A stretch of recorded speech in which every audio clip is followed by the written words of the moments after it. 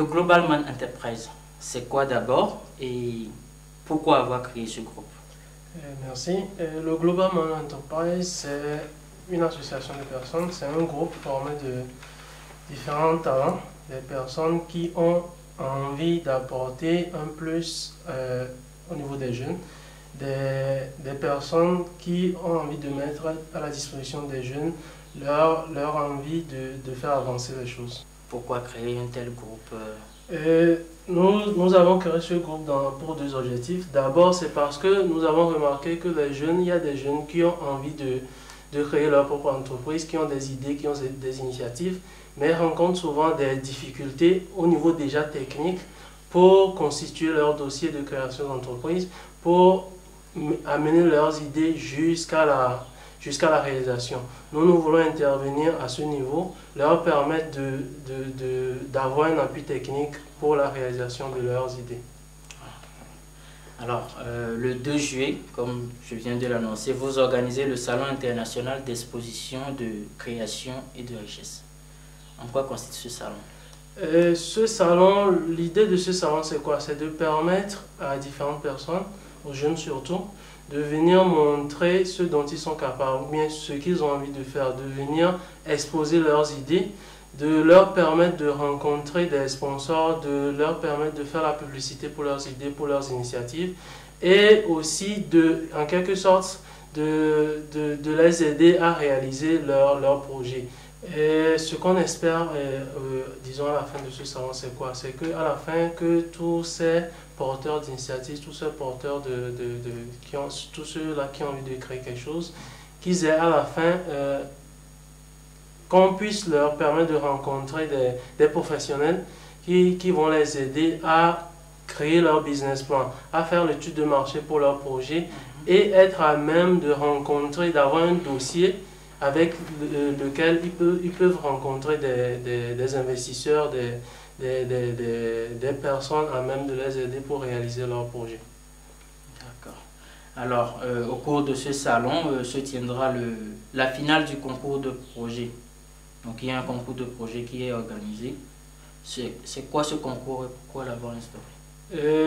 Ce concours, comme vous le savez sans doute, la CESTOM, la coordination des étudiants et stagiaires togolais au Maroc, avait organisé lors de la JETM, la journée de l'étudiant togolais au Maroc, un concours de projet destiné à mettre au niveau des jeunes cette envie d'initier leur propre projet.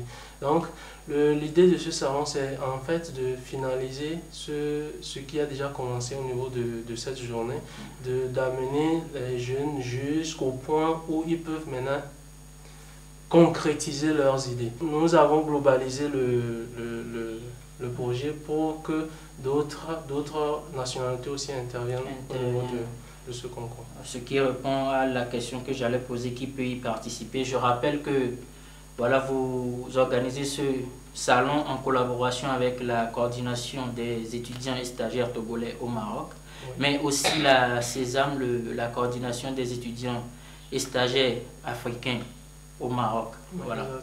Alors, comment participer à ce concours? Pour participer à ce concours, c'est très simple. Nous avons présentement notre site web qui est actif.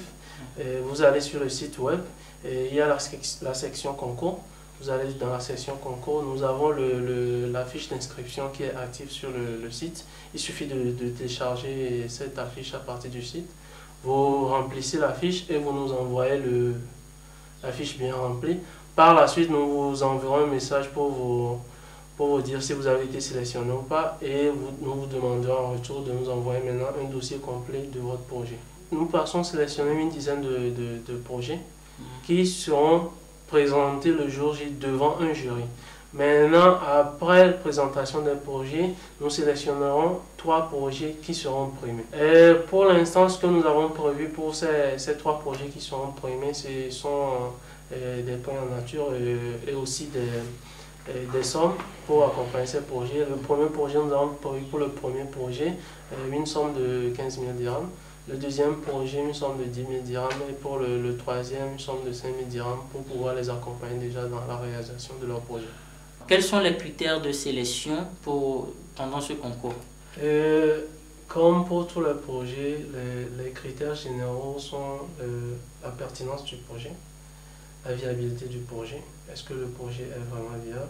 Est-ce que le porteur de projet est à même de vraiment accompagner ce projet? Parce qu'il y a des gens, ils ont des idées, mais ils n'ont pas les compétences nécessaires pour accompagner ces projets. Est-ce que le porteur de projet a les compétences nécessaires pour amener son projet jusqu'au bout? Ou bien est-ce qu'il prévoit de suivre une formation pour pouvoir suivre son projet? Et il y a aussi le côté, est-ce que ce projet sera bien reçu par le public? Est-ce que le marché existe déjà, ou bien comment le porteur de projet compte créer ce marché? En d'autres termes, disons que c'est comme tous les projets, les critères sont là. Est-ce que vous avez pensé à la protection des œuvres des personnes qui vont venir à ce concours, qui vont venir à ce salon? Bien entendu, nous y avons pensé et présentement, nous sommes en contact avec certaines associations sur place. Nous travaillons en collaboration avec ces associations afin de voir dans la mesure du possible comment se fera la protection des différents projets qui seront présentés le jour J.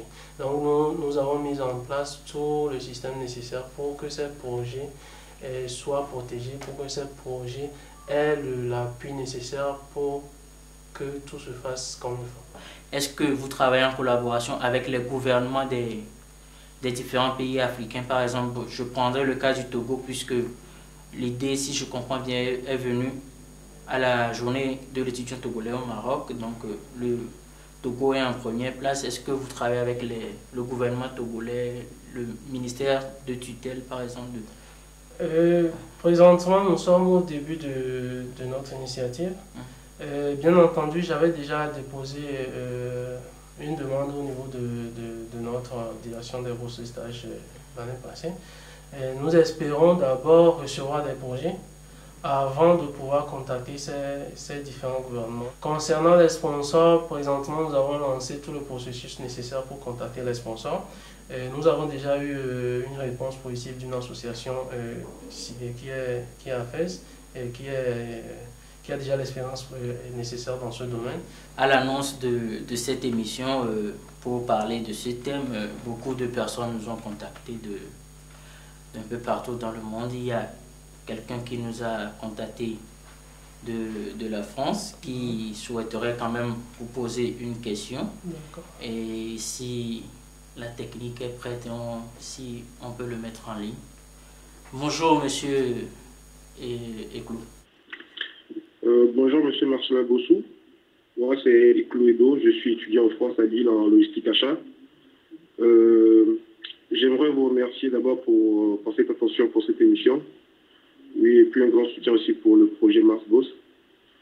Donc en gros, pour le Salon international d'exposition de création de richesses concours de projet, ma question est de savoir si le projet il est ouvert aux autres nationalités, aux autres pays, et si éventuellement c'est le cas, est-ce que le déplacement sera pris en charge par le comité d'organisation?